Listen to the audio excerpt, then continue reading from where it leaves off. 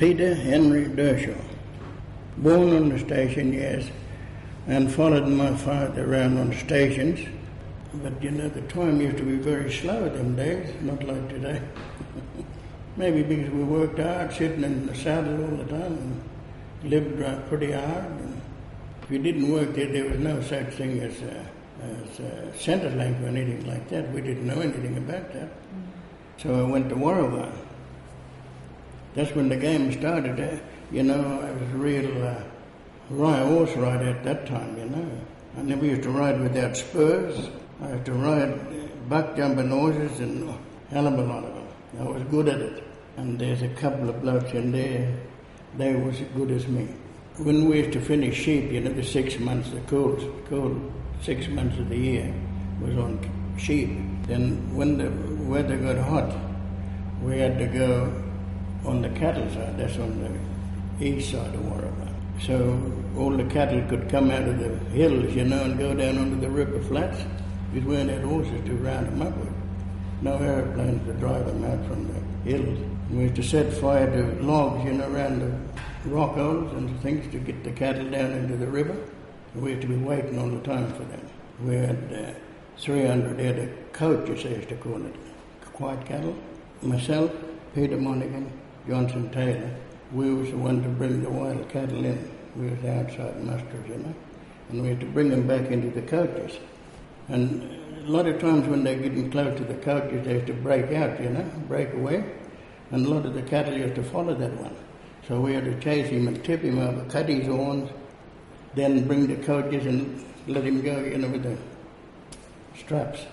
What you had to do, the moment they broke out, like a fresh bull or whatever, you couldn't let that bull tire. You had to catch him while he's still lively. Otherwise, if you caught him, galloped them until they bailed up, you got no chance of tipping them over. You had to catch them while they was more or less in full flight, and then catch them off balance and tip them over by the tail. I'll tell you, we used to get 10 bob for every trucking cattle, or shipping cattle at the time. 10 bob, that was pounds and shillings, not dollars and cents. And I got 33, and the closest one to me was 20.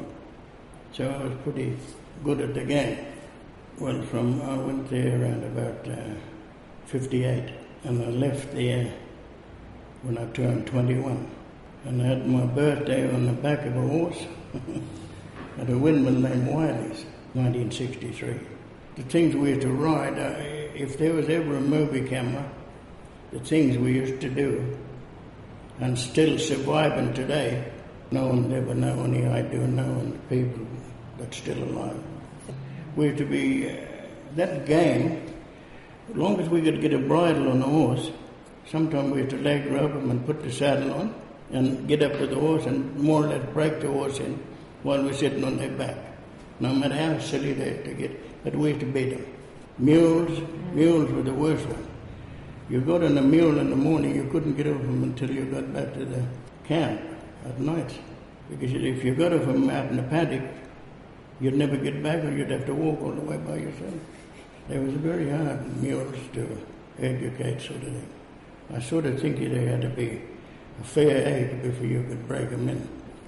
But a lot of times to get the saddle on them, you had to leg rope them, like I said, But horses, we used to do young horses like that and let them get up with us on. But we was pretty quick to get on too. While they're getting up, we had to be on their back before they could stand up. At that time, that's all there was, It's just like changing an engine in a motor car today. We had to do that with the horse, kind of thing.